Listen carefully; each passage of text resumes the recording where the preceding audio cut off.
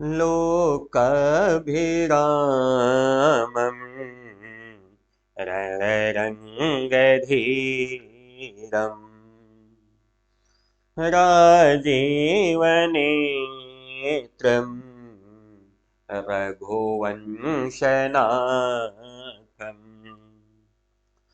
कारुण्यरूपं करुणाकरन्तम् श्रीरामचन्द्रं शरणं प्रपद्ये कर्पूरगौरं करुणावतारम् संसारसारं भुजगेन्द्रहारम्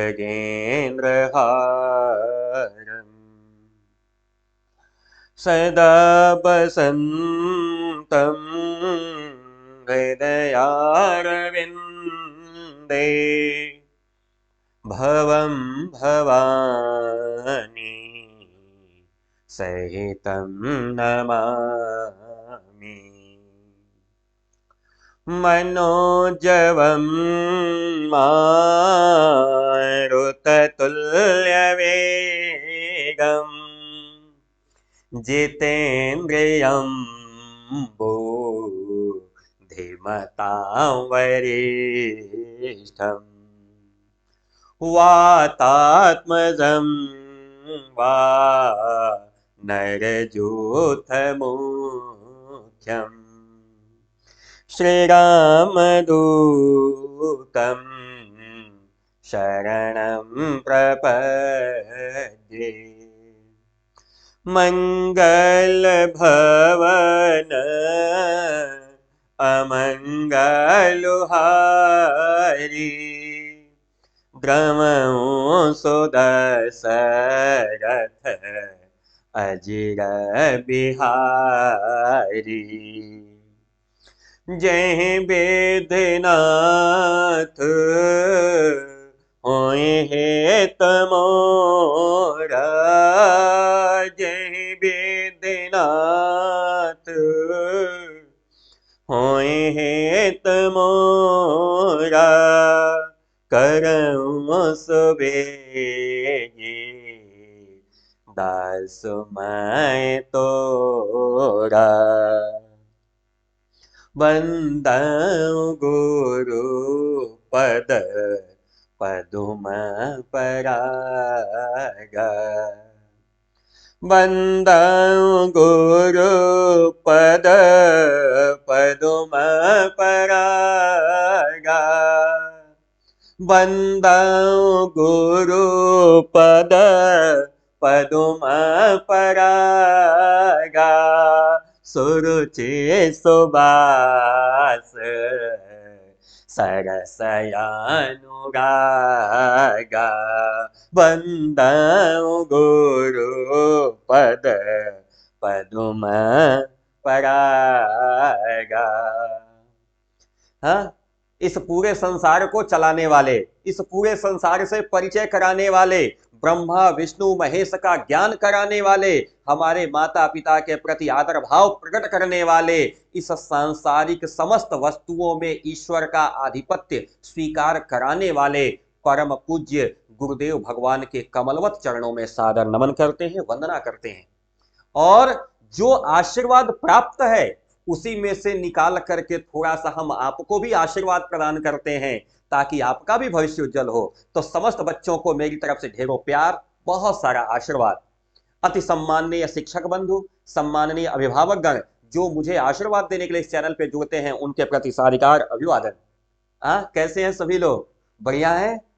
मैं आपका प्यारा दोस्त रविकांत त्रिपाठी, जनपद देवरिया, उत्तर प्रदेश से। पता है आज ये क्लास मुझे रिकॉर्डेड प्रीमियर करनी पड़ रही है। ये लाइव सेशन नहीं जा रहा है, मैं पहले ही बता दे रहा हूं, रिकॉर्डेड प्रीमियर जा रहा है। पता है क्यों? इसमें कोई अतिशयोक्ति नहीं है, मैं बिल्कुल भी झूठ नहीं बोल रहा हूं। मुझे एकाएक अभी लखनऊ बुला लिया गया है। ऐसा अभी मध्य प्रदेश में हुआ, राजस्थान में हुआ, छत्तीसगढ़ में हुआ कि फलाने को बुला लिया गया है दिल्ली। मतलब उनके कुछ बनने की संभावनाएं हैं। तो मुझे भी एकाएक लखनऊ बुला लिया गया है।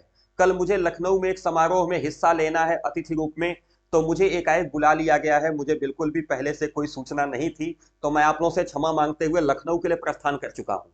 अभी जब आपकी क्लास चल रही होगी तो शायद मैं कार में होऊंगा। ठीक है, परेशान ना होइएगा। कमेंट बॉक्स में मैं आपके साथ साथ हूं।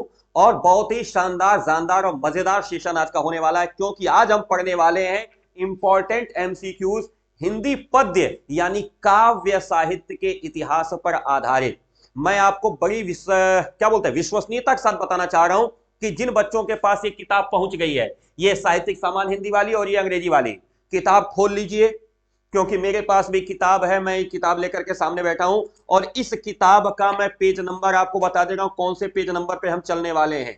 ये आज का जो सेशन है वो 5 नंबर का मामला है, पेज क्रमांक 7। पेज क्रमांक 7 आप लोग खोल लीजिए, जहां से हम अपना काम चालू करने वाले हैं। वही कंटेंट यहां पीछे खुला हुआ है।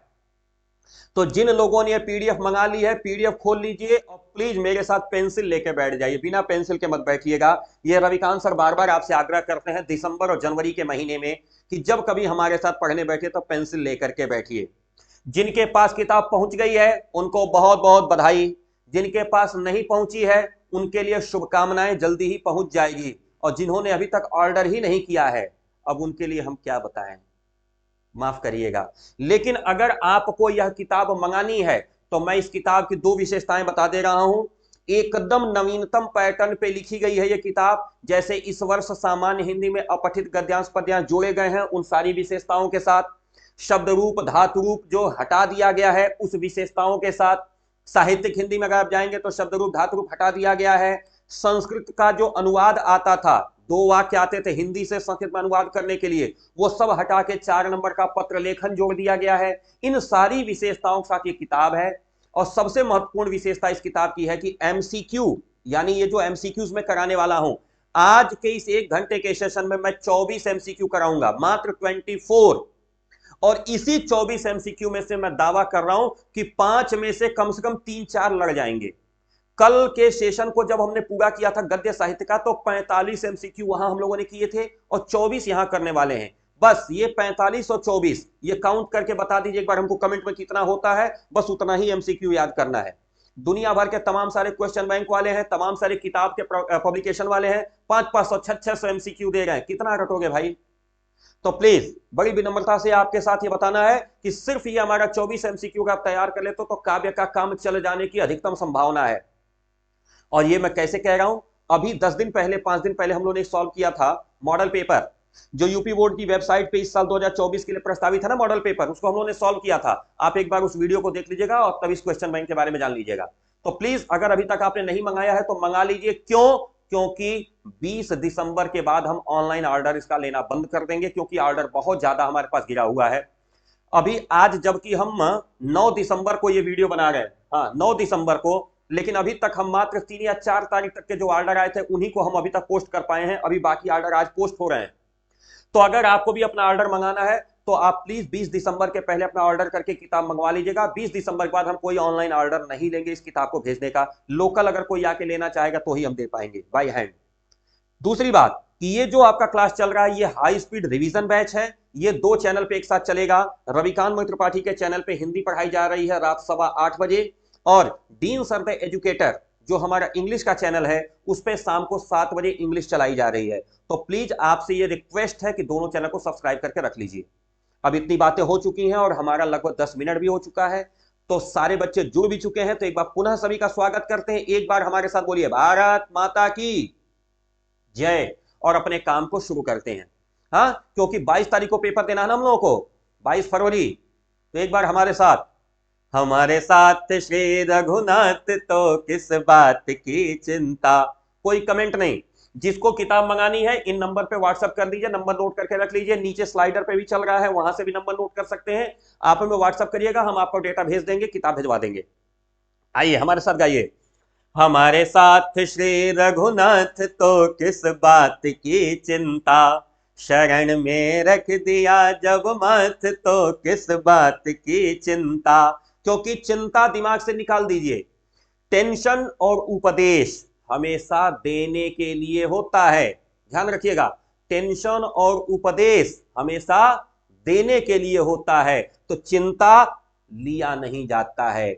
जब आप टेंशन में आइए, जब आपके पास स्ट्रेस हावी हो, तो हमारे साथ गुनगुनाइएगा, हमारे साथ श्री रघुनाथ तो किस बात की चिंता, शरण में रख दिया जब माथ तो किस बात की चिंता, किया करता है रे दिन रात क्यों बिन बात की चिंता। हाँ, किया करता है रे दिन रात क्यों बिन बात की चिंता, तेरे स्वामी मेरे स्वामी को रहती है तेरे हर बात की चिंता, हमारे साथ श्री रघुनाथ तो किस बात की चिंता। आइए अब आ जाते हैं अपने मोस्ट इंपॉर्टेंट एमसीक्यूज पे। मोस्ट इंपॉर्टेंट एमसीक्यू में सबसे महत्वपूर्ण चीज क्या है, वो ये है हिंदी पद यानी काव्य साहित्य का जो काल विभाजन है, यानी किस प्रकार से इसका काल विभाजन किया गया है। अब सब लोग कमेंट प्लीज रोक लीजिए, यद्यपि मैं आपके कमेंट्स को देख रहा हूं, फिर भी कमेंट्स रोक लीजिए, क्योंकि कमेंट खेलेंगे तो नुकसान होगा, मेरा भी डिस्ट्रैक्शन होगा। आप इस पे काम करिए, सीधे लाइन पे रहिए। काल विभाजन, काल विभाजन यानी किस तरीके से बंटवारा हुआ है, तो बंटवारा समझिएगा। सबसे पहले है आदिकाल, जिसको वीर गाथा काल भी कहा जाता है। आदिकाल का एक नाम वीर गाथा काल भी है, ध्यान रखिएगा। आदिकाल का एक नाम वीर गाथा काल भी है, ये अपने आप में क्वेश्चन है। कई बार एमसीक्यू में पूछ देता है कि कौन से काल को वीर गाथा काल के नाम से जाना जाता है, या आदिकाल का कोई और नाम भी है क्या। तो इस प्रकार से ध्यान करिएगा कि पहला तो एक क्वेश्चन यही बन गया कि आदिकाल का एक और नाम है वीर गाथा काल। इसकी समय सीमा है सन 993 ईस्वी से लेकर सन 1318 ईस्वी के मध्य, यानी सन 993 से लेकर के 1318 ईस्वी के मध्य की जो समय सीमा है उसे हम आदिकाल कहते हैं, वीर गाथा काल भी कहते हैं। दूसरी बात आती है पूर्व मध्यकाल, जिसको हम भक्तिकाल भी कहते हैं। ध्यान रखिएगा, पूर्व मध्यकाल जिसका दूसरा नाम क्या है, भक्तिकाल, 1318 से शुरू होकर के सन 1643 ईस्वी तक की जो समय सीमा है उसे हम पूर्व मध्यकाल कहते हैं या भक्ति काल कहते हैं। पूर्व मध्यकाल या भक्ति काल कहते हैं किसको, सन 1318 से लेकर के 1643 के मध्य की समय सीमा को। बात करेंगे उत्तर मध्यकाल। ध्यान रखिएगा, मध्यकाल के पहले की स्थिति, मध्यकाल के बाद की स्थिति को हम लोगों ने दो जगह बांटा है। पूर्व मध्यकाल यानी इसको भक्ति काल कहा है सन 1318 से 1643, और उत्तर मध्यकाल यानी मध्यकाल का शुरुआती दौर जो रहा है वो भक्ति काल है, और मध्यकाल का जो बाद का समय है वो रीति काल कहलाया है। अंतर समझिएगा, रीति माने होता है प्रेम, रीति माने प्रेम, भक्ति तो आप लोग को जानते हैं, उसमें कोई दिक्कत नहीं है। वीर गाथा मतलब भी आप जानते हैं, शौर्य प्रशंसा। तो समझिएगा, मध्यकाल को दो पार्ट में तोड़ दिया गया। फर्स्ट हाफ जो है उसको कह दिया गया भक्ति काल, और सेकेंड हाफ जो है उसको कह दिया गया रीति काल। तो 1643 से लेकर के 1843 ईस्वी तक अगर आपसे प्रश्न पूछ दिया जाए मध्यकाल की समय सीमा बताइए, मध्यकाल की समय सीमा, तो अगर मध्यकाल की समय सीमा पूछेंगे तो 1318 से 1843 तक होगा। यदि पूर्व मध्यकाल पूछेंगे तो ये ऊपर वाला, उत्तर मध्यकाल पूछेंगे तो बाद वाला। यदि भक्ति काल पूछेगा तो आपको वही पूर्व मध्यकाल वाला ही लिखना है, रीति काल वाला कहेगा तो उत्तर मध्यकाल वाला लिखना है। तीसरी चीज जो आपके सामने है वो है आधुनिक काल, जिसको हम गद्य काल कहते हैं। गद्य काल मतलब समझ रहे हैं, वर्तमान समय की कविताएं जो आजकल के आधुनिक कवि लिख रहे हैं, कुछ कविता है, कुछ छंदबद्ध है, कुछ बिना छंद के है, छंद मुक्त रचनाएं हैं, गद्य रचनाओं की कविता बना दी जा रही है, भगवान मालिक है सबका। तो ये आधुनिक काल का एक नाम गद्य काल भी है, जो सन 1843 से लेकर अब तक चला आ रहा है। मेरी बात समझ में आ रही है। अब इसका भी हम लोग विभाजन करेंगे, लेकिन पहले यह विभाजन ध्यान पे रख लीजिएगा कि सबसे पहले प्राचीन जो हमारा रहा है काव्य शास्त्र, वो आदिकाल चला है 993 से लेकर 1318 ईस्वी में, आदिकाल को वीरगाथा काल भी कहते हैं। पूर्व मध्यकाल जिसे हम क्या कहते हैं, भक्ति काल, ये चला है 1318 से 1643 ईस्वी तक। फिर आता है उत्तर मध्यकाल जिसे हम रीति काल कहते हैं, ये चला है 1643 से 1843 तक। और उसके बाद आता है आधुनिक काल जिसे हम गद्यकाल भी कहते हैं, और ये 1843 से वर्तमान तक चला आ रहा है। किसी को कोई दिक्कत, किसी को कोई कंफ्यूजन अगर हो तो कमेंट में दीजिए। यद्यप मैं आपको पहले ही बता दे रहा हूं कि हमारी जो आज की क्लास है वो क्या जा रही है, कैसी क्लास जा रही है, यह रिकॉर्डेड प्रीमियर है, मैं लाइव नहीं हूं, इस बात को ध्यान में रखिएगा। हाँ, फिर भी आ जाओ, एक मिनट, इनको थोड़ा सा मैं साफ सफाई कर दूं, ये फंस गया है मामला, तो बोर्ड यहाँ पे हमारा थोड़ा सा फंस गया था, इसलिए थोड़ा सा गड़बड़ कर रहा है। इसको मैं थोड़ा सा मिटा देता हूँ, टेंशन मत लीजिए, बस एक सेकेंड आप हमको टाइम दीजिए, 1 मिनट रुक जाओ भाई। हाँ, ये थोड़ा सा होशियार बन जाता, कभी कभी इलेक्ट्रॉनिक्स है ना। आ जाओ, अब बात करते हैं आधुनिक काल की। ये जो आधुनिक काल का मामला है, जिन लोगों के पास ये पीडीएफ बुक है वो थोड़ा सा क्लियरली इसको और समझ लेंगे, जिनके पास नहीं है वो इसको स्क्रीनशॉट भी करते चलेंगे साथ साथ, या नोट करते चलेंगे जैसे व्यवस्था बन जाए। अब आधुनिक काल का जो मामला आता है 1843 से लेकर के वर्तमान तक, 1843 से लेकर वर्तमान तक का जो समय है, इसका क्या है, 1843 यानी 1900 विक्रमी संवत में आचार्य रामचंद्र शुक्ल ने इसको अनुमति दी है। किसको दी है अनुमति? आचार्य रामचंद्र शुक्ल ने। अब देखिए, यहां पे मैंने एक स्टेटमेंट और दे दिया है कि कुछ किताबों में थोड़ा सा कंफ्यूजन आपको मिल सकता है। अनेक विद्वानों की सम्मति में, यानी दिमाग से, बुद्धि से, 19वीं सदी के आसपास 7-8 वर्ष आगे पीछे भी चलता है, तो इसके लिए बहुत ज्यादा परेशान होने की आवश्यकता नहीं है। 7-8 वर्ष आगे पीछे की कल्पना इसमें चल सकती है, अलग अलग विद्वानों के मतानुसार। ध्यानपूर्वक समझिएगा, अलग अलग विद्वानों के मत के अनुसार कहीं कहीं 2-4 साल, 7-8 साल तक आगे पीछे चलता है। इसकी काउंटिंग की बहुत श्योरिटी नहीं है, इस बात को यहां पे डिस्क्लेम कर दिया गया है। अब आ जाइए, ये जो आधुनिक काल हमारा चला है 1843 से आज तक, अब इसको कैसे तोड़ा गया है? तो इसमें तोड़ा गया है पुनर्जागरण काल। जो गद्य में भारतेंदु युग था ना, गद्य में जो भारतेंदु जी का युग था, नव जागरण काल, याद आया? गद्य में भारतेंदु युग को क्या बोल रहे थे? अरे बोलिए, जल्दी कमेंट लिखिए, फटाक से, मैं देख रहा हूं, टाइम मत खपाइए, हम ही जितना खपा रहे हमको खपाने दीजिए। हाँ बोलिए, भारतेंदु युग का नाम था ना नव जागरण काल, उसी प्रकार से यहां पर भारतेंदु युग का जो समय सीमा है 1868 वहां था, यहां 1857 से ही शुरू हो गया, भारतेंदु जी के पहले से ही शुरू हो गया है पुनर्जागरण काल। जो वहां पे भारतेंदु युग था वो यहां पे पुनर्जागरण काल है। समय सीमा में डिफरेंस है, चूंकि वहां पे भारतेंदु जी गद्य के प्रवर्तक हैं, इसलिए वहां 1668 से शुरू हुआ है मामला, 1868 से, सॉरी 1600 कह रहा हूं, 1868 से। यहां पे 1857 से लेके 1900 के बीच का जो काल है वो है पुनर्जागरण काल, जिसका एक नाम भारतेंदु युग भी है, इसे याद कर लीजिएगा। फिर आता है जो द्विवेदी युग की सीमा है सन 1900 से 1922, इसको बोला गया है जागरण सुधार काल। क्या बोला गया है? जागरण सुधार काल। जो वहां पे द्विवेदी युग की समय सीमा थी, जब काव्य की बात करेंगे, क्योंकि भाई दोनों चीजें पैरेलल चल रही थी, गद्य में भी रचनाएं हो रही थी, पद्य में भी रचनाएं हो रही थी, तो साहित्यकारों ने क्या किया, दोनों को डिफ्रेंशिएट करने के लिए नाम अलग अलग दे दिया। और ये जो नाम है ना, ये रामचंद्र शुक्ल जी के दिए हुए नाम है, तो ध्यान रखिएगा। तो भारतेंदु जी के युग की जो समय सीमा रही है वहां पे, उसके अकॉर्डिंग देखा जाए तो 1857 से 1900 के बीच में यहां पे क्या चला है, पुनर्जागरण काल। उसके बाद द्विवेदी युग की जो समय सीमा है 1900 से 1922, वो यहां पे चला है जागरण सुधार काल। फिर उसके बाद की जो समय सीमा है सन 23 से लेकर 38 तक, यह है छायावादी युग।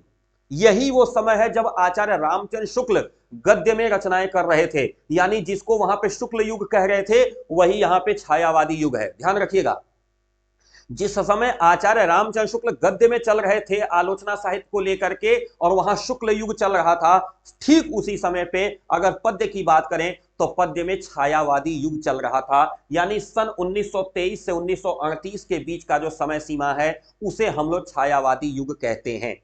ध्यान रहे, छायावादी युग सबसे इंपॉर्टेंट है 2024 की परीक्षा के लिए, इंटरमीडिएट में। क्यों? क्योंकि इंटरमीडिएट में छायावादी युग के जो 4 प्रमुख स्तंभ हैं, प्रसाद यानी जयशंकर प्रसाद, पंत सुमित्रा नंदन पंत, निराला सूर्यकांत त्रिपाठी निराला, और वर्मा यानी महादेवी वर्मा। प्रसाद, पंत, निराला और वर्मा, इन चारों की रचनाएं हमारे पाठ्यक्रम में सम्मिलित हैं। इसलिए हमारे पाठ्यक्रम के हिसाब से अगर देखा जाए तो ये छायावादी युग बहुत महत्वपूर्ण हो जाता है। क्लियर, ध्यान रखिएगा। तो छायावादी युग आ गया 1923 से 38। अब इसके बाद आता है छायावादोत्तर। छायावादोत्तर यानी छायावाद के बाद, छायावाद धन उत्तर, छायावादोत्तर। अब इसमें क्या होता है, दो विभाग बंटते हैं, प्रगतिवाद और प्रयोगवाद अलग है और नई कविता का युग अलग है। ध्यान रखिएगा। तो इसमें प्रगतिवाद और प्रयोगवाद, जो सच्चिदानंद, हीरानंद, वात्स्यायन, अज्ञेय वाला मामला है, तार सप्तक वगैरह सब इसी में आते हैं, 1938 से 1960। ये कौन है, प्रगतिवाद और प्रयोगवाद। रामधारी सिंह दिनकर वगैरह लोग इसमें लिखे हैं, ध्यान रखिएगा। प्रगतिवाद और प्रयोगवाद में इसमें इसके प्रवर्तक आप यूं देखें कि सच्चिदानंद, हीरानंद, वात्स्यायन, अज्ञेय रहे हैं। तो प्रगतिवाद और प्रयोगवाद की जो समय सीमा है वो 38 से लेकर 60 के बीच में है, और नई कविता जो चल रही है वो सन 1960 से आगे यानी वर्तमान में जो चल के आ रही है, इसको नई कविता का युग माना गया है। तो ये रहा हमारा काव्य साहित्य का काल विभाजन। जिनके पास भी है इसे जरूर नोट कर लीजिएगा, बहुत ही इंपॉर्टेंट कंटेंट है, इसी के भरोसे आपका काम चल जाना है। ओके, तो पहले समझ लें कि जो हमारा प्राचीन जो काव्य रहा उसका विभाजन कैसे हुआ। तो वो विभाजन हुआ है आदिकाल, भक्तिकाल, रीतिकाल और गद्यकाल में। ठीक है, जिसको आदिकाल को वीरगाथा काल भी कहते हैं, पूर्व मध्यकाल या भक्तिकाल कहते हैं, उत्तर मध्यकाल या रीतिकाल कहते हैं, या फिर आधुनिक काल अथवा गद्यकाल कहते हैं। समय सीमा क्या रही, तो समय सीमा आपके सामने यहां पे है, इसको कहीं नोट करके रख लीजिएगा। ठीक, यहां तक कोई कंफ्यूजन मत होइएगा। गद्य की जहां तक बात करूं तो गद्य में केवल शुक्ल और शुक्लोत्तर युग ही पढ़ना है इस साल, लेकिन काव्य के साथ ऐसा नहीं है। जब आप इस किताब को उठाएंगे तो इस किताब के पेज नंबर आप जाएंगे, कहां गया, पेज नंबर 3 पे। तो देखिए लिखा होगा, पेज नंबर 3 खोलिए, पेज नंबर 3 जिसमें पाठ्यक्रम हमने लिखा हुआ है। तो पाठ्यक्रम में देखिएगा गद्य गरिमा वाले में जो गद्य साहित्य का इतिहास है ना, शुक्ल और शुक्लोत्तर युग केवल पूछेगा। जबकि पद्य की बात करें काव्यांजलि से तो भारतेंदु, द्विवेदी, छायावाद, प्रगतिवाद और नई कविता यानी पूरा का पूरा सिलेबस पूछा जाना है। इसलिए यहां पे थोड़ा सा आपको और सिंक्रोनाइज होने की आवश्यकता है। गद्य में सिर्फ शुक्ल युग और शुक्लोत्तर युग पूछा जाएगा गद्य में, ध्यान रखिएगा, लेकिन पद्य में यह पूरा का पूरा पूछा जाना है। इसलिए ध्यान रखिएगा, भारतेंदु युग से लेकर के यहां तक इससे हमको कोई मतलब नहीं है। ये जो है ना, ये हमारे सिलेबस में नहीं है, ये हमारे सिलेबस में नहीं है। लेकिन लेकिन लेकिन लेकिन कभी कभी कुछ ऐसे प्रश्न हैं जो रिपीट हो जाते हैं, पूछे जाते हैं, उनको मैंने आज के इस क्लास में कंसिस्ट किया है, लिया है, उसको हम पढ़ाएंगे, आप उसे भी ध्यान रखेंगे। हमारे पास इस वर्ष के पाठ्यक्रम में सिर्फ इतनी चीजें ही हैं। 2024 के पाठ्यक्रम में यानी सन 1857 से लेकर के 2023 के बीच की जो कविताएं हैं उसी के बारे में डिस्कशन करने वाले हैं। ओके, अब किसी को सिलेबस समझने में दिक्कत नहीं होनी चाहिए। गद्य साहित्य के इतिहास में शुक्ल और शुक्लोत्तर युग से संबंधित प्रश्न पूछे जाएंगे, जबकि पद्य साहित्य के इतिहास में इनसे कोई क्वेश्चन नहीं बनेगा। क्वेश्चन बनना है इन्हीं से, ये जो आपके सामने है इसी से। लेकिन ऊपर वाले से भी संभावनाओं से इनकार नहीं किया जा सकता। भाई ऊपर वाला कब चाहे क्या कर दे, किसी को पता है? आपको पता है ऊपर वाला कब आपके साथ क्या कर देगा? तो ये भैया ऊपर वाले लोग हैं, तो ऊपर वाले से सतर्क रहना चाहिए। तो इस सतर्कता के साथ हम लोग आगे बढ़ेंगे। तो एक बार सभी लोगों का पुनः स्वागत करते हैं। फटाफट अगर आपको ये सेशन अच्छा लग रहा हो, इंपॉर्टेंट फील हो रहा हो अभी तक जितना पढ़ाया, तो प्लीज इस सेशन को लाइक करके रख लीजिए, प्लीज लाइक कर लीजिए। वीडियो अच्छा लग रहा हो तो, जबरदस्ती कोई नहीं है।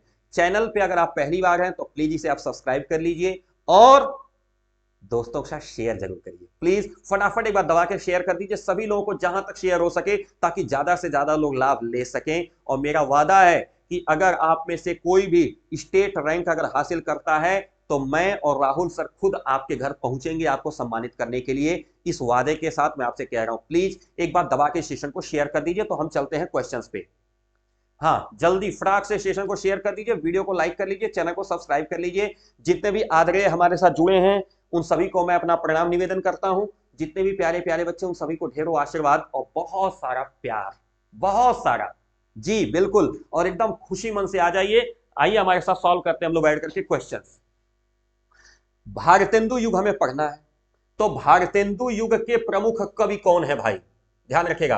तो हमने क्या किया है, दो कवि और उनकी दो रचनाएं, ये याद कर लीजिएगा। क्यों? क्योंकि हमको यही इतना ही पढ़ना है, भारतेंदु युग से लेकर के नई कविता तक, ध्यान रखिएगा, यही हमारा पाठ्यक्रम है। तो इस पाठ्यक्रम को आधार बना के मैंने ये चीज बना दिया है आपके लिए एक सूची, कि अगर हम भारतेंदु युग की बात करें तो भारतेंदु युग के दो प्रमुख लेखक कौन हो सकते हैं। तो एक तो भैया आपके भारतेंदु हरिश्चंद्र जी हैं, जिनकी एक बहुत अच्छी पुस्तक है प्रेम माधुरी, और एक है श्रीधर पाठक, जिन्होंने लिखी है कश्मीर सुषमा।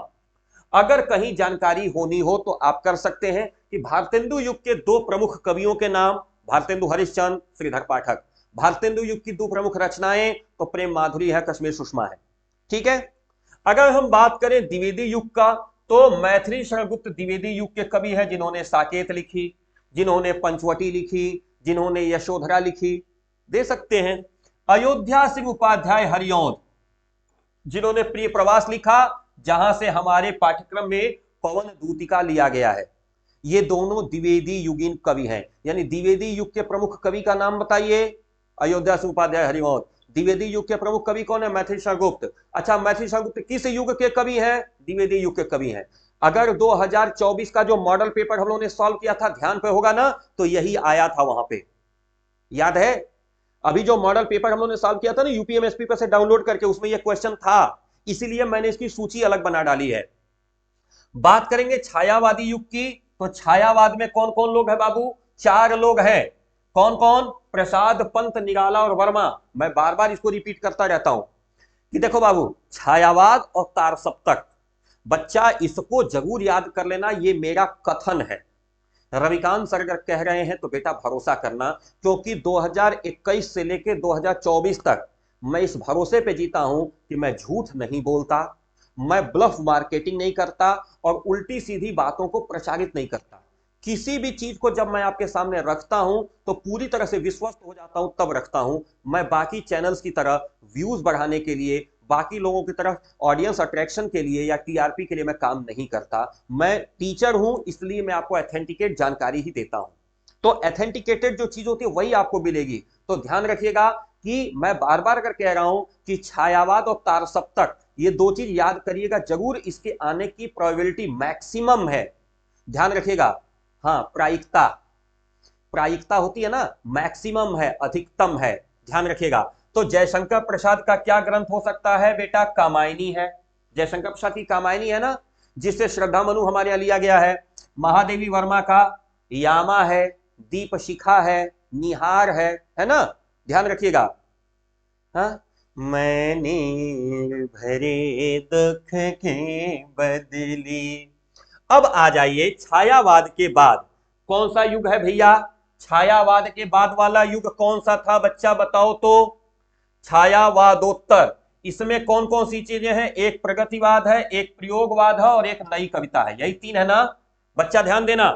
छायावाद के बाद जो छायावादोत्तर है, इसमें प्रगतिवाद, प्रयोगवाद और नई कविता तीन है।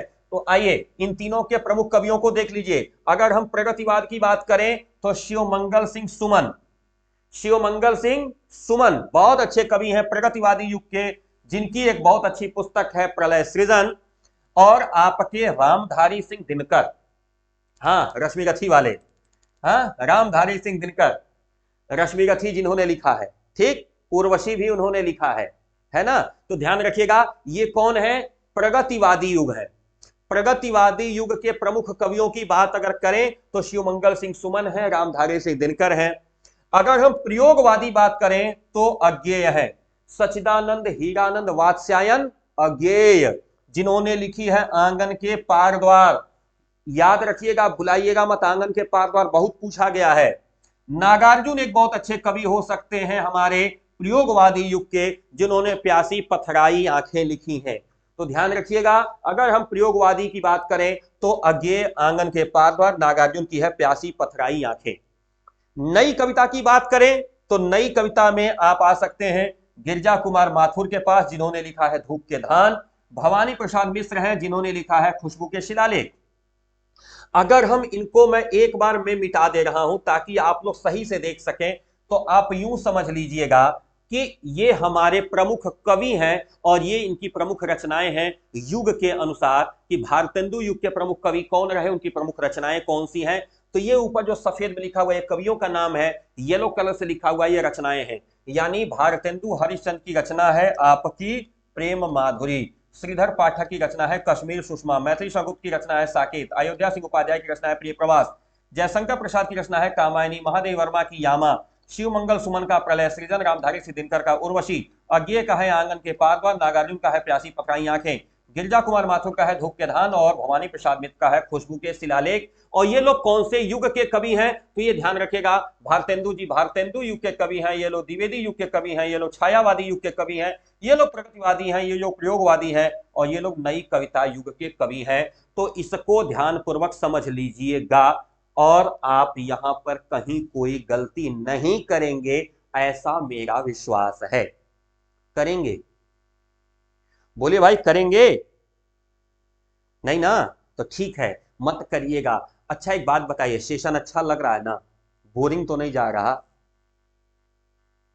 हाँ, क्योंकि बहुत इंपॉर्टेंट है, मैं जानबूझ के इसमें किसी तरह का कोई डाइवर्जन नहीं ले रहा हूं ताकि कॉन्सेप्ट एकदम घुसता चला जाए। अभी गद्य पद्य में थोड़ा सा मैं ले आऊंगा बीच बीच में, लेकिन यहां पे कोशिश करिएगा कि कोई कंफ्यूजन ना हो बेटा, एकदम मछली की आंख की तरह तीर आपका सीधे मछली की आंख में लगना चाहिए, कहीं इधर उधर नहीं जाना चाहिए। कोई कंफ्यूजन किसी को हो तो आप कमेंट में देते रहिए, मैं देख रहा हूं। अब आ जाइए, हमारे पास कुछ विशेषताएं आ जाइए। ये अब आ जाइए कि ये जो हमारे पास एमसीक्यूज में पूछे जाते हैं प्रश्न, रीतिकाल की प्रमुख विशेषताएं क्या हैं। कई बार प्रश्न पूछा है कि रीतिकाल की प्रमुख विशेषताएं क्या हैं। तो भाई देखो, श्रृंगारिकता यानी श्रृंगार परक रचनाएं ज्यादा हुई हैं, आलंकारिकता यानी अलंकार युक्त रचनाएं ज्यादा की गई हैं, आश्रयदाताओं की प्रशंसा या राज प्रशस्ति, अपने आश्रयदाता राजा की प्रशंसा, जैसे भूषण है छत्रसाल शौर्य लिखते हैं अपने राजा की प्रशंसा में कविताएं लिखा उन्होंने। चमत्कार प्रदर्शन की बात किया गया, हाँ चमत्कार खूब होता है, पता चलता है कि तलवार की बखान अब कहां तक करें, थारा पर जिस प्रकार से पारा हिलता है वैसे समुद्र हिल रहा है। तो चमत्कारिक प्रदर्शन, उद्दीपन रूप में अगर देखा जाए तो प्रकृति का चित्रण यानी प्रकृति के चित्रण का भाव बहुत बढ़ा चढ़ा के किया गया है। ब्रज भाषा की प्रधानता रही है, रीतिकाल की ज्यादातर रचनाएं ब्रज भाषा में हुई हैं। और ध्यान रखिएगा, भक्ति और नीति खूब लिखा गया है। रीतिकाल के सबसे प्रमुख कवि कौन है, कोई बता सकता है? तो रीतिकाल के सबसे प्रमुख कवि का नाम है बेटा बिहारी। रीतिकाल के सबसे प्रमुख कवि हैं बिहारी।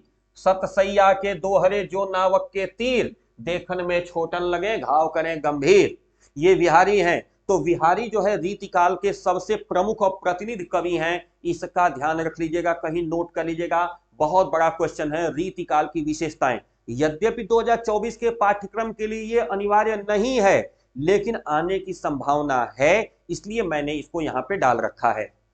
दूसरे क्वेश्चन के बारे में बात करें तो अभी हमने पढ़ा है क्या, आदिकाल। अभी हमने क्या पढ़ा, आदिकाल। आदिकाल का एक और नाम क्या है भाई? आदिकाल का एक नाम पीछे दिख रहा है, क्या है भाई? वीरगाथा काल। लेकिन इसी आदिकाल के लिए दो और नाम दिए गए हैं। देखिए भाई, आदिकाल के लिए डॉक्टर राम कुमार वर्मा ने इसको क्या नाम दिया है, नोट करिए कहीं। डॉक्टर राम कुमार वर्मा ने चारण काल का नाम दिया है। आदिकाल का एक नाम चारण काल भी है, किसने दिया? डॉक्टर राम कुमार वर्मा ने दिया। आदिकाल का एक नाम चारण काल भी है, किसने दिया? डॉक्टर राम कुमार वर्मा ने दिया। अच्छा भैया, राहुल सांकृत्यायन खाली बैठे थे तो उन्होंने कहा भैया ना, इसका एक और नाम ले लीजिए, सिद्ध सामंत काल। अब आदिकाल के कितने नाम मिल गए भाई? 3। आदिकाल का एक नाम है वीरगाथा काल। आदिकाल का एक नाम क्या है? वीरगाथा काल। दूसरा नाम चारण काल और तीसरा नाम सिद्ध सामंत काल। वीरगाथा काल तो पहले से नाम है, लेकिन चारण काल किसने नाम दिया? डॉक्टर राम कुमार वर्मा ने। ये कौन है डॉक्टर राम कुमार वर्मा? हिंदी एकांकी के जनक हैं, ये भी लिखिए कहीं, फटाफट लिखते चलिए। डॉक्टर राम कुमार वर्मा कौन है? हिंदी एकांकी के जनक राम कुमार वर्मा है। प्रश्न पूछता है हिंदी एकांकी के जनक कौन है? डॉक्टर राम कुमार वर्मा, ये भी ध्यान रखिएगा। तो नोट करिए, कि आदिकाल के लिए डॉक्टर रामकुमार वर्मा ने चारण काल और राहुल सांकृत्यायन ने सिद्ध सामंत काल कहा है। ये बहुत ही ज्यादा इंपॉर्टेंट है, इसको देख लीजिएगा। अब आ जाइए तीसरा क्वेश्चन, जो रीतिकाल है उसका एक नाम और क्या है भाई? रीतिकाल का एक और नाम क्या है? बोलो भाई जल्दी बताओ। पूर्व मध्यकाल। पूर्व मध्यकाल का नाम क्या है? रीतिकाल। हाँ, उत्तर मध्यकाल का नाम है रीतिकाल। हाँ, किसका है? जल्दी बताओ कमेंट में। पूर्व मध्यकाल का नाम क्या है? भक्ति काल। उत्तर मध्यकाल का नाम है रीतिकाल। Very good. यानी रीतिकाल का एक नाम क्या है? उत्तर मध्यकाल, और इसी रीतिकाल का नाम श्रृंगार काल भी है। लो भैया, क्यों भैया? क्योंकि रीतिकाल की प्रमुख विशेषता रही है श्रृंगारिकता, यानी रीतिकाल में अधिकतर कवियों की रचना में श्रृंगार की प्रधानता रही है। अब देखिए कि रीतिकाल के ज्यादातर कवि राजाओं की प्रशंसा, श्रृंगार खूब लिखे, इसलिए रीतिकाल को श्रृंगार काल भी कहा जाता है। अब रीतिकाल का एक नाम क्या था? बोलो भाई। उत्तर मध्यकाल। रीतिकाल का एक नाम क्या था? उत्तर मध्यकाल। और रीतिकाल का एक और नाम क्या मिल गया भाई? श्रृंगार काल। याद कर लीजिए। आदिकाल के तीन नाम, एक तो आदिकाल खुदे है, आदिकाल के बाद वीरगाथा काल, चारण काल, सिद्ध सामंत काल। चार नाम हो गए आदिकाल के। आदिकाल, कहिए आदिकाल, वीरगाथा काल, चारण काल और सिद्ध सामंत काल। रीतिकाल के कितने नाम हो गए? तीन। एक तो आपका रीतिकाल था ही, उत्तर मध्यकाल, और फिर क्या आ गया भाई? श्रृंगार काल। तीन नाम हो गए आपके रीतिकाल के, याद रखिएगा। अब आ जाइए तार सप्तक। Most most most important. तार सप्तक का प्रकाशन सच्चिदानंद हीरानंद वात्स्यायन अज्ञेय ने किया था सन 1943 में। फिर इसके बाद आता है दूसरा तार सप्तक, ना दूसरा सप्तक। दूसरा तार सप्तक नहीं है, पहले वाले का नाम तार सप्तक है, दूसरे वाले का नाम है दूसरा सप्तक। 7 अलग अलग कवियों की रचनाएं मिलाकर के लिखा गया है, ये ध्यान रखिएगा। 7 अलग अलग कवियों की रचनाएं मिलाकर के सप्तक बनाया गया है।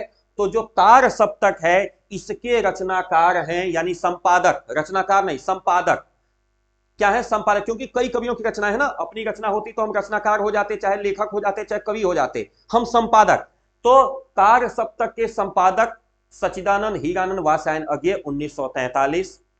दूसरा सप्तक 1951, संपादक अज्ञेय। तीसरा सप्तक 1959, संपादक अज्ञेय। और चौथा सप्तक 1979, संपादक अज्ञेय। यानी चारों के चारों जो सप्तक हैं वो अज्ञेय जी ने ही संपादित किए हैं। सच्चिदानंद हीरानंद वात्स्यायन अज्ञेय, चारों के संपादक अज्ञेय ही हैं। नोट कर लीजिएगा। पहला जो है उसका नाम है तार सप्तक 1943, दूसरा सप्तक 51, तीसरा सप्तक 59 और चौथा सप्तक 79। चारों के संपादक हीरानंद वात्स्यायन अज्ञेय ही हैं, इस बात का ध्यान रखिएगा।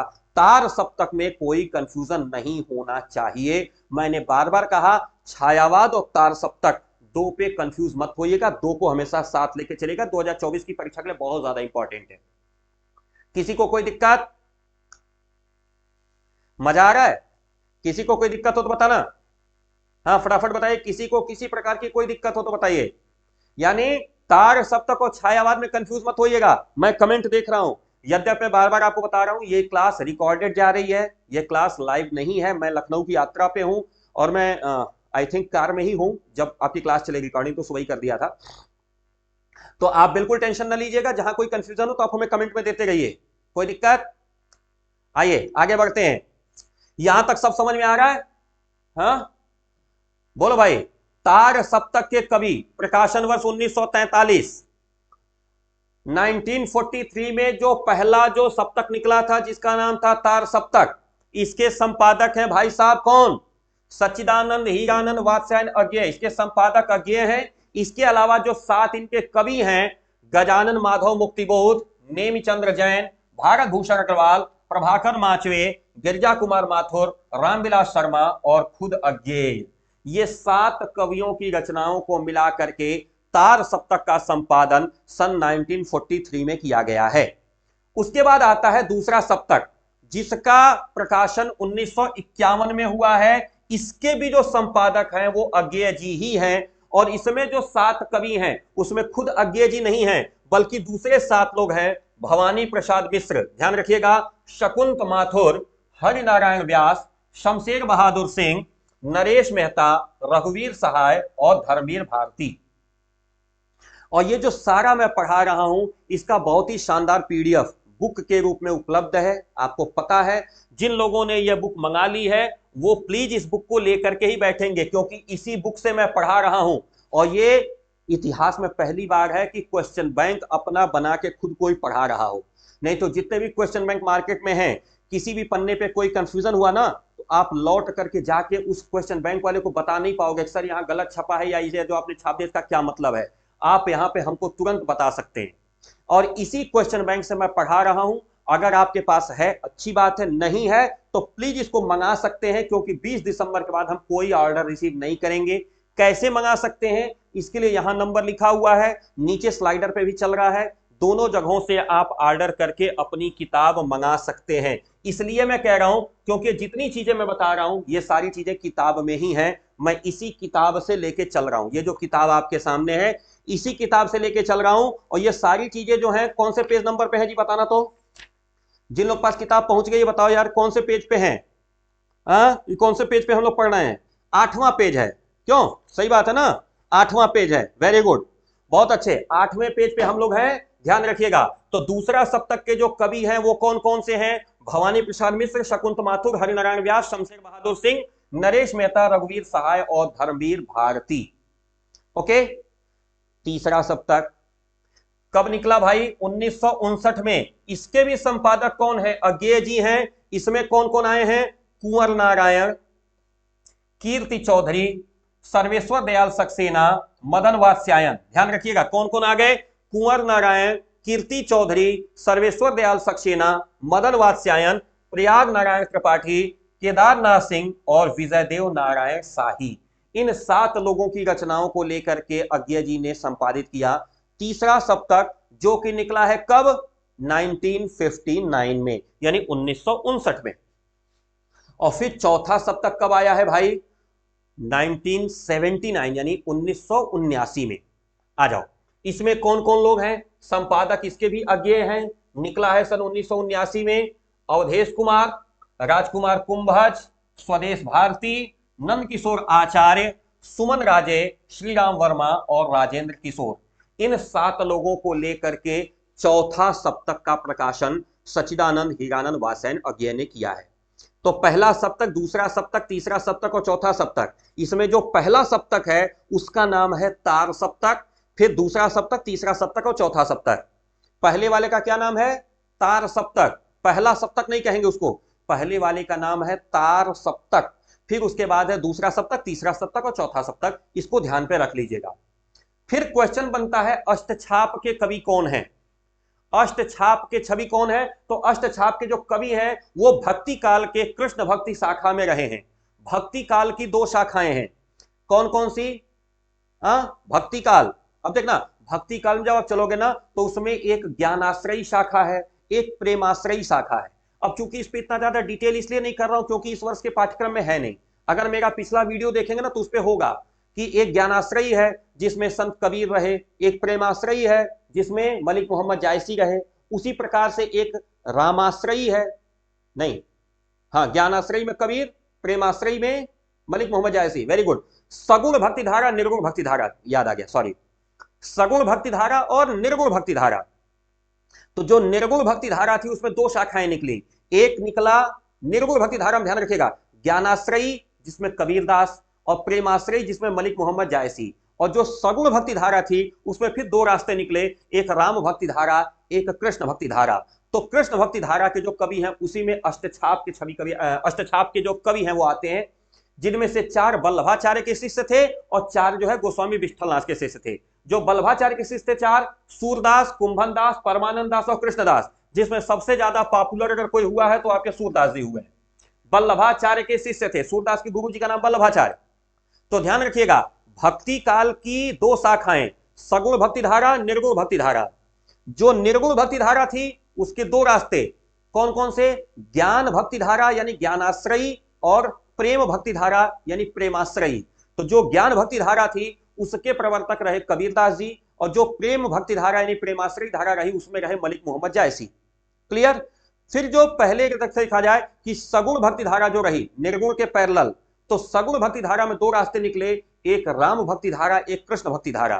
तो जो राम भक्ति धारा थी उसमें कौन गए? तुलसीदास वगैरह हैं। कृष्ण भक्ति धारा सूरदास। तो जो कृष्ण भक्ति धारा है उसी में अष्टछाप के कवि आते हैं। तो अष्टछाप के कितने कवि हैं? 8, जिनमें से 4 कौन हैं? 4 वल्लभाचार्य के शिष्य हैं और 4 जो है विठलनाथ के शिष्य हैं।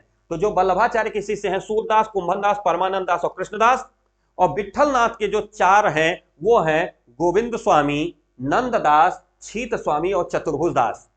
ये 2024 का जो मॉडल पेपर है जो मैंने सॉल्व करवाया था उसमें ये क्वेश्चन है, मिला लीजिएगा। मैंने पढ़ाया था, जब मॉडल पेपर सॉल्व करवाया था उसमें ये क्वेश्चन है, ध्यानपूर्वक देख लीजिएगा। फिर क्वेश्चन आता है हिंदी के प्रथम कवि कौन है? तो भाई हिंदी के प्रथम कवि के रूप में नाम आता है सहरपा का। अगर कहीं पूछा जाए कि हालावाद के प्रवर्तक कौन है, तो बेटा देखो हाला का मतलब होता है शराब। हाला का मतलब क्या होता है? शराब। अब ये हालावाद आई है मधुशाला से। मधुशाला मतलब हरिवंश राय बच्चन की एक बहुत ही महत्वपूर्ण किताब है जिसमें शराब के लिए उन्होंने हाला शब्द का प्रयोग किया है। ठीक है? हाँ, बस वहीं से हालावाद बन गया। वहीं से क्या बन गया? हालावाद। तो हालावाद के प्रवर्तक कौन है भाई? तो हरिवंश राय बच्चन है। और हालावाद की रचना, हालावाद की कौन सी रचना है भाई? नोट कर लीजिएगा, मधुशाला। ये जो मधुशाला है वो हालावाद की रचना है, नोट कर लीजिएगा। हालावाद के प्रवर्तक कौन है भाई? हरिवंश राय बच्चन है। उन्होंने मधुशाला नामक पुस्तक लिख करके हालावाद को बना दिया। यानी इसी मधुशाला पुस्तक में ही हालावाद शुरू हुआ। हालावाद के प्रवर्तक हरिवंश राय बच्चन, पुस्तक का नाम मधुशाला। नोट हो गया? बेटा मैं बार बार कह रहा हूं, ये इतना गजब चीज पढ़ा रहा हूं ना कि इतने में ही आपका काम चल जाना। 24 क्वेश्चन है बस आज के सेशन में, 15 मिनट में पूरा सेशन ओवर होने वाला है। लेकिन इस 15 मिनट में आपकी जिंदगी बदलने वाली है, ये भी बता रहा हूं। इसलिए आज कोई बातचीत नहीं, सिर्फ और सिर्फ मैं फोकस हूं अपने क्वेश्चन पे। एक चीज को मैंने ये लो किया है, भाषा पर कबीर का जबरदस्त अधिकार था, वे वाणी के डिक्टेटर थे। किसने कहा? तो ध्यान रखिएगा, ये बात आचार्य हजारी प्रसाद द्विवेदी ने कही है। ये क्वेश्चन बार बार पूछा गया है कि भाषा का मतलब भाषा पर कबीर का जबरदस्त अधिकार था, वे भाषा के डिक्टेटर थे।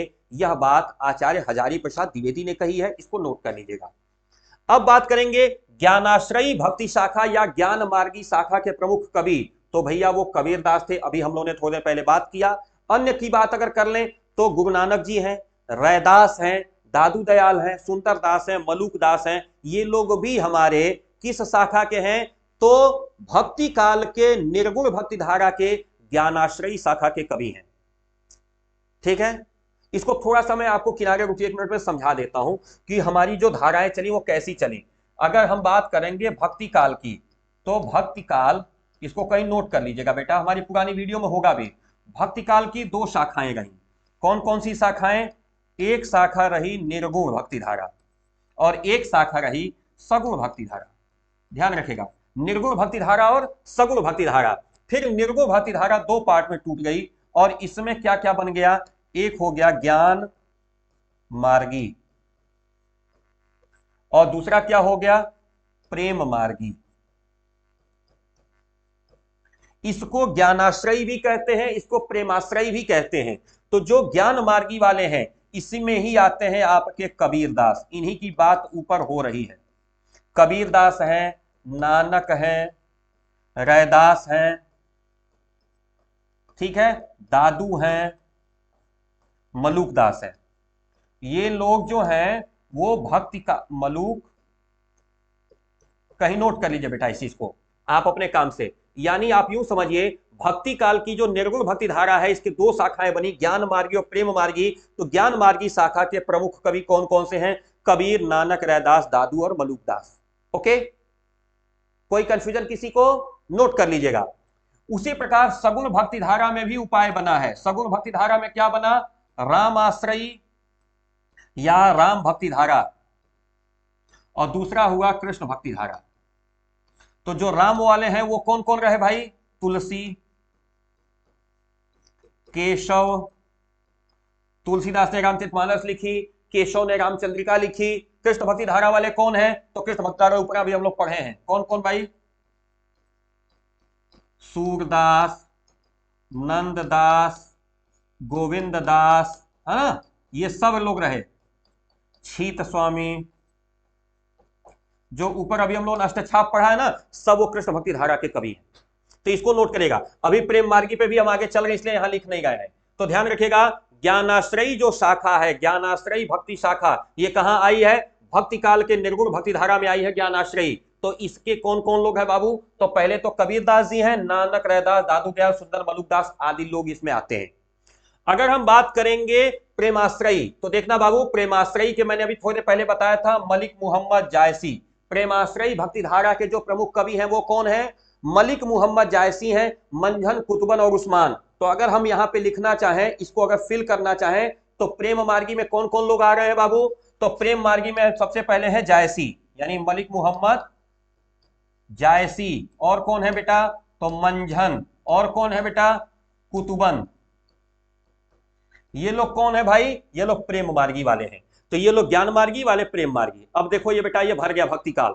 आप लोग अगर चाहो तो स्क्रीनशॉट ले लो, चाहो तो कहीं नोट करके रख लो, हमारी पुरानी वीडियोस में होगा, वहां से निकाल लेना। कोई कंफ्यूजन हो रहा हो तो बता देना। आज मैं बहुत खुश हूं, लिटरली बता रहा हूं, बड़ा खुश हूं। इतना शानदार ये सेशन जा रहा है कि अब ये मतलब मैं क्या बताऊं। तो प्लीज आप इसका स्क्रीनशॉट ले सकते हैं, ले लीजिए और नोट कर लीजिए कहीं। तो प्रेमाश्रयी काव्य धारा के प्रमुख कवि हैं मलिक मोहम्मद जायसी। इनका जो प्रमुख महाकाव्य है वो है पद्मावत। इनका जो प्रमुख काव्य है क्या है? पद्मावत। दोहा चौपाई में इन्होंने लिखा है, ठीक है, पद्मावत। अच्छा, आपके यहां था अभी कक्षा 11वीं में ही है सर, दूसरा पाठ। हाँ, गोस्वामी तुलसीदास जी के बचपन का नाम है राम बोला, याद कर लीजिएगा।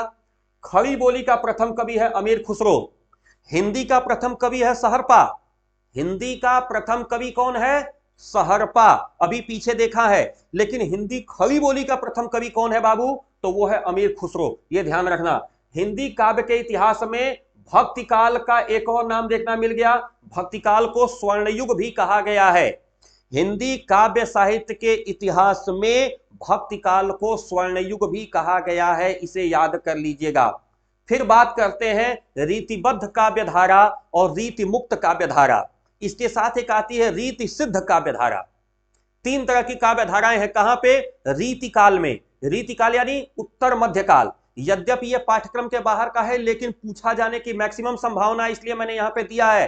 कारण मैं कहां से जान गया कि इसकी संभावना ज्यादा है? मॉडल पेपर में क्वेश्चन आया है। ध्यान रखिएगा, मॉडल पेपर में क्वेश्चन आया है, तो मुझे ऐसा लगा कि इसकी जानकारी भी हमारे बच्चों के पास होनी चाहिए। मे और मे नॉट भी आ सकता है, याद रखिएगा। तो उत्तर मध्यकाल यानी रीति काल में तीन शाखाएं हैं, रीति मुक्त, रीतिबद्ध और रीति सिद्ध, जिसके प्रमुख कवियों का नाम यहां पे है, ठीक है, वो ध्यान रखिएगा। फिर मामला आता है छायावाद का। मामला किसका आता है? छायावाद का। ये बड़ा इंपॉर्टेंट है। छायावाद के जो प्रमुख कवि हैं उनकी रचनाएं। तो देखना बाबू, मैंने आपसे एक चीज कही थी कि जयशंकर प्रसाद, महादेवी वर्मा और सुमित्रानंद पंत, इन तीनों का आपको जीवन परिचय याद करने के लिए कहा गया होगा मेरे द्वारा। अगर याद होगा तो उसमें ये सारी चीजें मिल जाएंगी। अन्यथा की दशा में अगर देख लेंगे तो जयशंकर प्रसाद की प्रमुख रचनाएं, निराला की प्रमुख रचनाएं, पंत की प्रमुख रचनाएं और महादेवी वर्मा की प्रमुख रचनाएं, ये आपका मोस्ट इंपॉर्टेंट फैक्टर है। इसको जरूर ध्यान रख करके याद कर लीजिएगा, घबराइएगा मत। क्लियर? हाँ, बिल्कुल बिल्कुल भी मत गड़बड़ाइएगा, ये ध्यान रख के कर लीजिएगा। आगे अगर बात करेंगे कि कामायनी में कुल सर्गों की संख्या कितनी है बेटा, तो 15 सर्ग है। नाम मैंने दे दिया है, यद्यपि नाम पूछा नहीं जाता है। हाँ, प्रश्न ये बार बार पूछा गया है कि कामायनी में कुल कितने सर्ग हैं, तो कामायनी में कुल सर्गों की संख्या बेटा 15 है। चिंता, आशा, श्रद्धा, काम, वासना, लज्जा, कर्म, ईर्ष्या, ईड़ा, स्वप्न, संघर्ष, निर्वेद, दर्शन, रहस्य और आनंद। ठीक, याद कर लीजिएगा। बात करते हैं नई कविता। तो नई कविता का आरंभ कब हुआ है बेटा? तो नई कविता का आंदोलन जो है इलाहाबाद की साहित्यिक संस्था है परिमल। ध्यान रखना, परिमल सूर्यकांत त्रिपाठी निराला का काव्य संग्रह है। याद रखिएगा, परिमल क्या है, नोट करिएगा। परिमल क्या है? ये ध्यान देना, परिमल। ये पीछे अगर आओगे ना तो देखना इसमें होगा निराला वाले में है। ये देखो निराला में, देखो यहाँ परिमल मैंने दे रखा है। तो निराला का काव्य संग्रह है परिमल। तो निराला जी ने ही, निराला का जो काव्य संग्रह उसी परिमल को आधार बना करके कुछ कवियों ने एक संस्था बनाई, उस संस्था का नाम ही रखा परिमल। तो नई कविता का जो आंदोलन है वो इलाहाबाद से शुरू हुआ है। परिमल नामक संस्था बनाई कवियों ने, और इसमें जगदीश गुप्ता, रामस्वरूप चतुर्वेदी और विजयदेव नारायण शाही। विजयदेव नारायण शाही कहाँ थे? चौथे सप्तक के कवि हैं विजयदेव नारायण शाही, याद करिएगा। इन सभी लोगों ने मिलकर के 1954 में एक पत्रिका निकाली, जिस पत्रिका का नाम था नई कविता। ध्यान रखिएगा, ये पत्रिका कब निकली है? 1954 में। यहीं से नई कविता का आरंभ माना जाता है। ये इंपॉर्टेंट फैक्टर है 2024 के एग्जाम के लिए। नई कविता का आरंभ जो है 1954 में हुई है, जब नई कविता नामक एक पत्रिका निकाली गई है, और यह पत्रिका निकाली गई है परिमल संस्था के द्वारा प्रयागराज से। ठीक, अब आ जाइए, दो नाम आते हैं, एक आता है रास ग्रंथ, ध्यान दीजिएगा, शब्द देखिएगा, रास ग्रंथ, और एक जगह नाम आता है रासो ग्रंथ। समझिएगा, रास और रासो, कंफ्यूज मत होइएगा। रास ग्रंथ अगर पूछेगा तो रास ग्रंथ है जैन साहित्य। रास ग्रंथ कौन है भाई? यहां देखना, रास ग्रंथ जो है जैन साहित्य का लोकप्रिय रूप था। जैन साहित्य को कहते हैं रास ग्रंथ। और अगर रासो पूछ दिया तो रासो का मतलब होता है विजय गाथा। ध्यान रखिएगा, रासो का मतलब क्या होता है? विजय गाथा। जैसे चंद्रबंदाई ने लिखा था पृथ्वीराज रासो, पृथ्वीराज की विजय गाथा लिखा था ना। हाँ, खुमान रासो, हमीर रासो लिखा है ना, वो ध्यान रखिएगा। रासो ग्रंथ अगर आएगा तो रासो ग्रंथ का मतलब होता है विजय गाथा के ग्रंथ हैं। ठीक, लेकिन रास ग्रंथ अगर पूछेगा, अंतर है। तो रास ग्रंथ होते हैं जैन साहित्य, याद करिएगा। जैसे बौद्ध साहित्य है ना, बौद्ध साहित्य जातक कथा, तो उसी प्रकार से जो जैन साहित्य है उसके लिए रास ग्रंथ, यानी जैन साहित्य के जो ग्रंथ है उनको रास ग्रंथ कहा जाता है। और यदि प्रश्न में आएगा कहीं रासो, तो रासो का मतलब होता है राजाओं की विजय गाथा। तो जहां पे विजय गाथा का मामला आएगा वो रासो ग्रंथ है, और जहां पर जैन साहित्य का नाम आएगा वो रास ग्रंथ है। ये ध्यान रखिएगा। नव जागरण का अग्रदूत विशेषण किसके लिए प्रयोग हुआ है बेटा? तो भारतेंदु हरिश्चंद्र जी के लिए। इसीलिए जो भारतेंदु हरिश्चंद्र जी का जो युग है उस युग का नाम नव जागरण काल भी कहा जाता है। याद रखिएगा, नव जागरण का अग्रदूत किसे कहा गया है? तो नव जागरण का अग्रदूत भारतेंदु हरिश्चंद्र को कहा गया है। और यही कारण है कि भारतेंदु हरिश्चंद्र जी की जो समय सीमा है, यानी भारतेंदु युग को नव जागरण काल भी कहा जाता है। 20वां क्वेश्चन हमारे पास है कि मैथिली शरण को राष्ट्रकवि का सम्मान प्राप्त हुआ, यानी राष्ट्रकवि का सम्मान किसको प्राप्त हुआ बच्चों? तो मैथिली शरण को प्राप्त हुआ है। राष्ट्रकवि का सम्मान किसको मिला? मैथिली शरण को। और साहित्य जगत में उनको दद्दा नाम से संबोधित किया जाता था। ध्यान रखिएगा, साहित्य जगत में इनका नाम था दद्दा। ठीक, और इनको राष्ट्रकवि का पुरस्कार यानी सम्मान प्राप्त हुआ था, राष्ट्रकवि मैथिली शरण गुप्त। ध्यान रखिएगा, कठिन काव्य का प्रेत केशवदास को कहा गया है, ये याद रखिएगा। कठिन काव्य का प्रेत केशवदास को कहा गया है। आधुनिक युग की मीरा महादेवी वर्मा को कहा जाता है। 2023 में यह क्वेश्चन पूछा था, 2023 की परीक्षा में क्वेश्चन था, आधुनिक युग की मीरा किसे कहा जाता है? महादेवी वर्मा को। चांद का मुंह टेढ़ा है किसकी रचना है भाई? तो गजानन माधव मुक्तिबोध की रचना है। गजानन माधव मुक्तिबोध की रचना है, चांद का मुंह टेढ़ा है। यह ध्यान पर रखिएगा, 2023 की परीक्षा में पूछा गया था। और अंतिम हमारा क्वेश्चन है आज का, छायावाद की प्रमुख विशेषताएं। तो छायावाद की सबसे प्रमुख विशेषता है नारी का सौंदर्य प्रेम का चित्रण, रहस्यवाद यानी कल्पनाशीलता, स्वच्छंदतावाद मतलब कितने भी स्वच्छंद होकर रचनाएं करिए, लोग क्या कहेंगे हमें कोई मतलब नहीं, अपनी बात को कहना चाहते हैं। आत्माभिव्यक्ति, अपने बारे में चर्चा, प्रकृति के प्रति प्रेम, कल्पना की उड़ान, सांस्कृतिक जागरण और दार्शनिकता यानी फिलॉसफी। ये छायावाद की प्रमुख प्रवृत्तियां या विशेषताएं, ये 2023 की परीक्षा में पूछा था।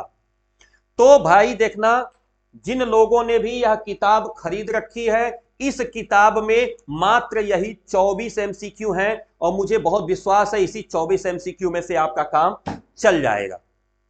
समझ में आई बात? क्योंकि यह पीडीएफ मैंने पिछले साल भी लॉन्च किया था तो 92 नंबर का लगा था। इस वर्ष थोड़ा और इसको मैंने इंप्रूव किया है, तो जब मैंने मॉडल पेपर सॉल्व करवाया तो 96 नंबर का लग गया। बाकी अब ठाकुर जी जाने की बोर्ड परीक्षा में क्या होगा।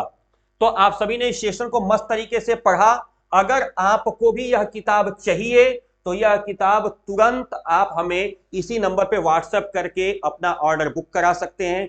बाकी नीचे स्लाइडर पे भी चल रहा है, दो दो नंबर दिखाई दे रहे हैं। हमारी हिंदी की किताब और इंग्लिश की किताब दोनों अवेलेबल है।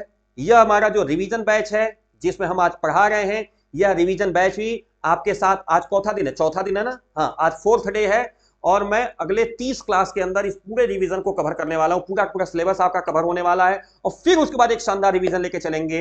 तो प्लीज आप अपना चैनल रविकांत त्रिपाठी जहां पे आप अभी जुड़े हुए हैं उसको सब्सक्राइब करके बेल आइकन ऑन कर लीजिए। इंग्लिश के लिए दीन सत एजुकेटर जो हमारा दूसरा चैनल है उसे सब्सक्राइब कर लीजिए। शाम 7 बजे इंग्लिश और 8:15 पे हिंदी की क्लास होती है, तो आप उन सभी क्लासेस में जुड़िए। आप सभी का स्वागत है। आज के सेशन में जितने लोग जुड़े रहे सबके प्रति आदर व्यक्त करता हूं। मजा आया हो तो प्लीज वीडियो को लाइक कर लीजिएगा और चैनल को सब्सक्राइब करके इसलिए रख लीजिएगा ताकि आगे भी काम आए। हाँ, बेल आइकन ऑन करना ना भूलिएगा, क्योंकि जब कभी लाइव चालू हो, कोई वीडियो अपलोड हो, कोई इंफॉर्मेशन हो तो सबसे पहले नोटिफिकेशन आपके पास जाए, ये ध्यान रखिएगा। तो सभी के प्रति आदर व्यक्त करते हैं और फटाफट जिन लोगों ने भी किताब नहीं मंगवाई है ऑर्डर करके मंगवा लीजिए भैया, क्योंकि 20 दिसंबर के बाद हम कोई भी ऑर्डर नहीं लेंगे, ये हम आपको पहले ही बता दे गए। पीडीएफ के साथ भी यही हुआ, मैंने बता दिया था बाबू 30 नवंबर को हटाएंगे। सर कैसे हट गया? अरे बाबू 10 दिन से मैं बता रहा हूं तो आपने सुना नहीं। अभी ऐसे 20 दिसंबर के बाद आप लोग आओगे कि सर हमको लेना है किताब, तो मैं बहुत मजबूर रहूंगा, मैं दे नहीं पाऊंगा। इसलिए कह रहा हूं अगर आपको किताब चाहिए तो भैया 20 दिसंबर के पहले ऑर्डर करके मंगा लीजिए। तो आप सभी को बहुत सारी शुभकामनाएं, बहुत सारा आशीर्वाद, बहुत सारी बधाइयां। जितने भी सम्मानित शिक्षकगण अभिभावकगण मेरे साथ जुड़े रहे सबके प्रति आदर व्यक्त करता हूं। पर्सनल कमेंट नहीं पढ़ पाया इसके लिए मुझे क्षमा करिएगा। आज की क्लास मैं फिर बता दे रहा हूं रिकॉर्डेड प्रीमियर थी, बट मजा आया होगा। और ये जो आज का सेशन है ये आपका लाइफ चेंजर, गेम चेंजर साबित होगा, ऐसा मेरा विश्वास है। तो अपना स्नेह और प्रेम बनाए रखिएगा। रविकांत त्रिपाठी, जनपद देवरिया से ऐसे ही आपकी सेवा करते रहेंगे। फटाफट किताब के लिए ऑर्डर लगा दीजिए, जितना जल्दी ऑर्डर लगाएंगे उतनी जल्दी किताब आपके पास पहुंच जाएगी। तो सभी को सादर नमस्कार, सत श्री अकाल, जय हिंद। सिया राम मैं सब जग जानी, करऊं प्रणाम जोरे जोग पानी। काम हिनारि पियारि जिमे लोभे प्रिय जिमे दाम, तिमि रघुनाथ निरंतर प्रिय लागहु मोहि राम। अर्थ न धर्म न काम रुचि, पद न चहऊं निर्बान। जन्म जन्म रति राम पद, यह वरदान नया।